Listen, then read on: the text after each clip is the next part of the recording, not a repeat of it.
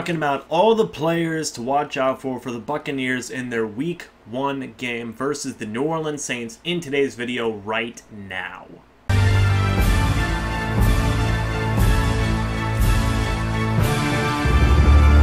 Hey guys, what's going on? James here, and in today's video we're taking a look at some of the players that you guys should look out for the Buccaneers Week 1 game versus the New Orleans Saints. It's finally here, and as always, if you guys want to take a stab at this question, and give me your answer down in the comment section below, the question will be up at the end of the video.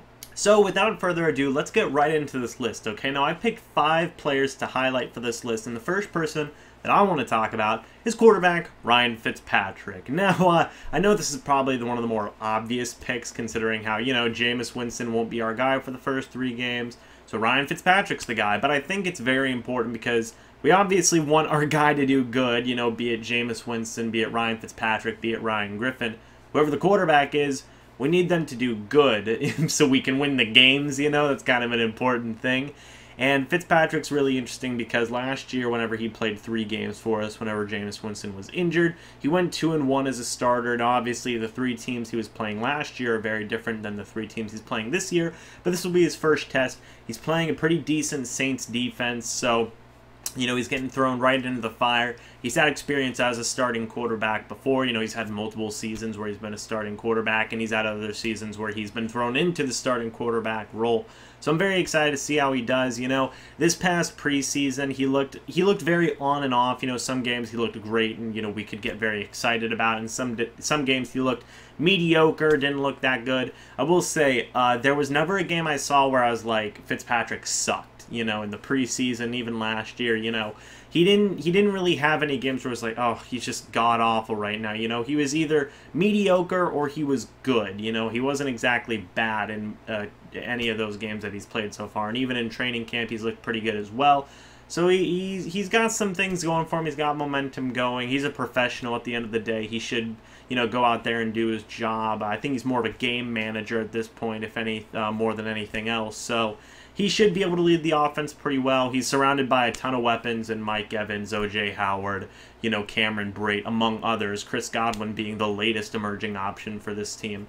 So he's definitely got the firepower around him, and he's such a savvy veteran at this point. I'm sure he'll definitely know how to use it. The next player that I want to talk about is Chandler Catanzaro, specifically because of our kicking curse. Now, I know, it sucks that we have a kicking curse, and none of our kickers have worked out. Nick Folk, Roberto Aguayo, Patrick Murray, you name a kicker, Connor Barth. I mean, Connor Barth wasn't bad, but you get it. We haven't had a consistent kicker for a long time now, the last kicker that we had for more than, I think, 2 years or something along those lines was Matt Bryant. And ever since he left, things have gone pretty bad, but things are looking up with Chandler Catanzaro. We give him a big, I think it was a 3-year, $10 million contract, and so far he's looked pretty good. He's made most of, if not all of his kicks in training camp and whatnot, and even in the preseason games he'll go out there, and he's only missed, I believe, 3 kicks, 2 extra points, and 1 field goal. And just talking about how he's missed those, 1 extra point was a bad hold. Dirk Cutter even said in a press conference after the game, like, that missed field goal wasn't his fault, it was a bad snap, and stuff like that. And to be honest, we got rid of the guy who made that bad snap, so, we don't have to worry about that problem anymore. The missed field goal, that was a little bit of a longer field goal. I believe it was like a 50-some yarder, 52 to 56 yarder, so I give him a pass on that one. There's a lot of kickers in the league who can't make that one. And then he did actually miss his first extra point attempt for the team, but I'll give him a pass on that one. I know I'm giving him a lot of passes, but since that first game, where he missed 2 kicks, he's been pretty darn consistent. He's looked very good so far, and I'm excited to have him on the team. He should be very consistent. I hope he's very consistent, So I'm expecting big things from Catanzaro, and hopefully with him making some of these kicks, I can take the pressure off of things, and we can finally, stop having mini heart attacks whenever our kicker kicks the ball, I'm hoping, man. I'm really hoping.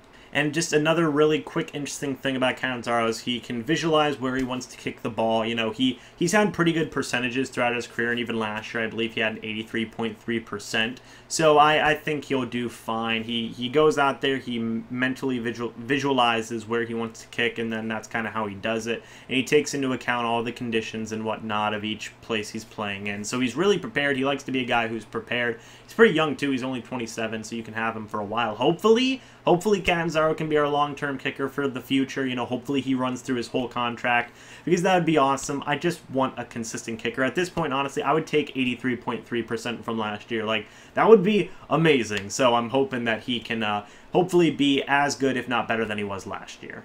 The next guy that I want to talk about is Desean Jackson. And for Desean Jackson, it's really interesting, because when I was just talking about Ryan Fitzpatrick, I named all of the weapons. You know, Mike Evans, O.J. Howard, Cameron Brate, Chris Godwin, Peyton Barber, among others. I didn't mention Desean Jackson, obviously, because I was going to mention him here.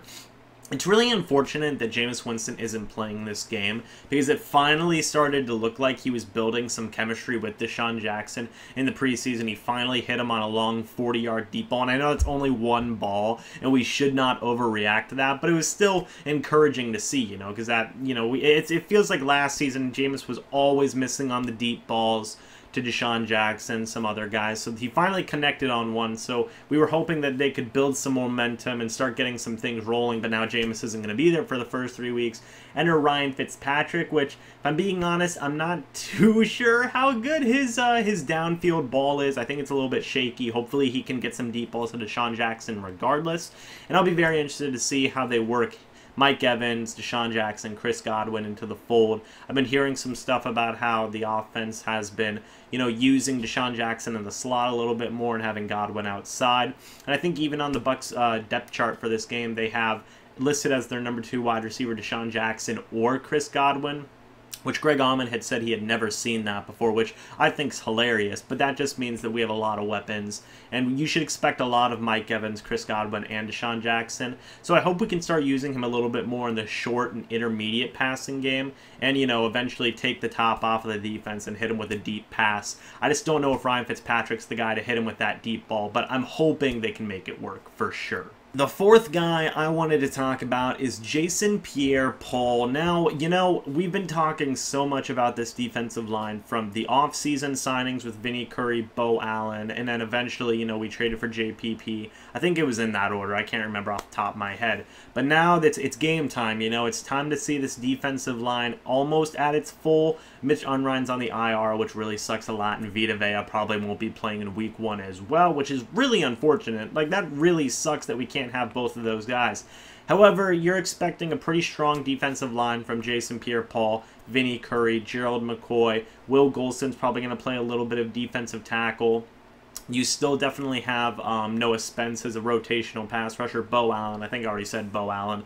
But the point is that JPP was like this big addition. You know, he was the big one out of all the guys we added to this new defensive line. He was the big guy. And I even made a bold prediction saying that the Bucs had 22 sacks as a team last year. Gerald McCoy and Jason Pierre-Paul, they're going to get that number combined, both of them. You know, they're going to combine for 22 sacks together. So hopefully this is the start of something great with this Bucs defensive line. Hopefully we bring back a strong defensive front, you know, like what we had whenever we won the Super Bowl and we're making the playoffs and whatnot. And JPP is kind of going to be the guy who helps take control of this. He's definitely been shown to be a leader during this time in training camp and preseason and whatnot, and that's actually surprised a lot of people, including Dirk Cutter. He didn't exactly expect JPP to take on this leadership role as much as he has, so hopefully he can lead some guys like Noah Spence, like Bo Allen, and definitely help out Gerald McCoy. You know, definitely help him out. Hopefully that he can take some of the pressure away from McCoy and take away some of that offensive line focus, and these guys can get to the quarterback. There's a lot of optimism surrounding this Bucs defensive line right now, and I'm excited, and I hope you guys are excited for it as well. Finally, the last guy that I wanted to talk about was Vernon Hargreaves III. Now, when I made this list, it was actually probably Monday. I made this list insanely early, and I was thinking about recording this all week. I just didn't really have time to record it until right now. You know, I had some other videos planned and whatnot. And before the news broke that Brent Grimes wasn't going to play in this game, I thought that Vernon Hargreaves was an important player to watch. And now it's insanely important that you watch him because he's going to be your #1 cornerback for this game for the Buccaneers, which is insane. Brent Grimes will not be playing, so Hargreaves is the guy. He's the guy that, you have to rely on. I think he's actually the most experienced starting cornerback we have right now for the Buccaneers. I guess maybe technically Ryan Smith, but still, Hargreaves is going to be the #1 guy, and I'm interested to see how this works, and I'm sure a lot of you guys are as well. I can understand why there might be some pessimism and like, oh, here we go, we're going to get torched by Michael Thomas and Drew Brees and whatnot, and Alvin Kamara is going to kill us, and I can understand the pessimism, but I'm going to be optimistic about this situation and say, what a test for Hargreaves. I'm sure he's gone up against some good wide receivers already, and now he's going to be the #1 guy going up against Michael Thomas. This is going to be a valuable experience to him, and it's definitely going to be a wonderful, wonderful learning experience, and I hope if it doesn't, I don't think it'll shrink his confidence at all if he gets burned a couple of times. I think they should take this as a wonderful, wonderful learning experience and just try and grow from this, because eventually the Bucs are probably going to rely on him as a #1 cornerback. So this is kind of like a test of, all right, we're going to employ our young secondary that we're potentially going to be using in the future. Let's just get these guys some game experience and see how they do. Hargreaves has to be the leader of the secondary right now. He's got guys like Carlton Davis, MJ Stewart, Ryan Smith. They just promoted Javian Elliott from the practice squad, by the way, so shout out to Javian Elliott, as his other cornerbacks, and he has to take command. And then in the secondary, in the safety position, you have Chris Conte, Jordan Whitehead, you have Justin Evans, and you have Isaiah Johnson. A very, very, very young secondary, by the way. The oldest guy is Chris Conte. I think Chris Conte is 28 or 29. After that, I'm pretty sure the oldest guy is either 24 or 23, 24, or 25. That's a really, really young secondary, guys. Like, just putting that in your head, put those numbers in your head for a second. I don't think Chris Conte can, I think he can be, but I don't think Chris Conte necessarily needs to be the leader of the secondary since he's in safety and he's the back. Usually your #1 cornerback is kind of the leader of that secondary, so Hargreaves has to take control of this game. He has to take charge. He has to keep the troops in line. He has to make sure that he can be a leader and an example for these other guys and help them out throughout this game. So I'm going to be very interested to see. This should be a wonderful, wonderful experience for Hargreaves, and I'm excited to see it, and I hope you guys are as well. I know everybody's freaking out about, oh, Michael Thomas is going to burn Vernon Hargreaves, but Hargreaves has gone up against some other wide receivers of Michael Thomas's caliber before, and he hasn't done that bad. He's done fine, so I'm pretty okay with that. I'm more concerned about the second cornerback spot because there's some rumblings that it's going to be Ryan Smith instead of Carlton Davis or MJ Stewart. So, that should be pretty interesting if it is Ryan Smith. I'll be very sad if it's Ryan Smith because I have no confidence in Ryan Smith. But that's just me. I'd rather see Carlton Davis at the #2 cornerback spot, but whatever. It is what it is. But anyway, I don't think Hargreaves should be fine against Michael Thomas, for sure. I think we'll be fine. And if Carlton Davis is in at the #2 cornerback spot, we're good. We'll be fine, guys. Trust me, okay? Things will go along good. But that's it, guys. That's some players to look out for the Week 1 Tampa Bay Buccaneers game versus the New Orleans Saints. Thank you guys so much for watching. Let me know any other players that you guys are going to be looking out for down in the comments section below. I'm very excited. The game's tomorrow. We're almost there. We're less than 12 hours, or 12 hours. We're less than 24 hours away at this point, so I'm excited. Hope you guys are excited too. And that question up there, I'm not going to be able to show you guys with like a clip at the end, so I'm just going to ask you right now, is who's your favorite Buccaneer, present, past, whatever it may be, and why? Let me know that in the comment section below. I've seen a lot of people say Rondé Barber and whatnot, but who's your favorite Buck and why? Let me know. Go check out all the links like Patreon and all my social media links, and keep on sharing these videos with your friends, guys. We're so close to 2,000 subscribers, and I'm super excited. I hope you guys are excited too, because once we hit 2,000 subscribers, I have something kind of big planned, so it should be a lot of fun. But yeah, guys, thank you so much for watching. I hope you all enjoyed, and as always, I will see you in the next video. But until then, and as always, goodbye for now, and go Bucs.